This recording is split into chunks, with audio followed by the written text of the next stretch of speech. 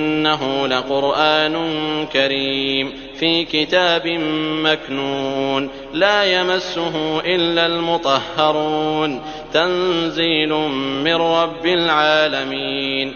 أفبهذا الحديث أنتم مدهنون وتجعلون رزقكم أنكم تكذبون فلولا إذا بلغت الحلقوم وأنتم حينئذ تنظرون ونحن أقرب إليه منكم ولكن لا تبصرون فلولا إن كنتم غير مدينين ترجعونها إن كنتم صادقين. فأما إن كان من المقربين فروح وريحان وجنة نعيم وأما إن كان من أصحاب اليمين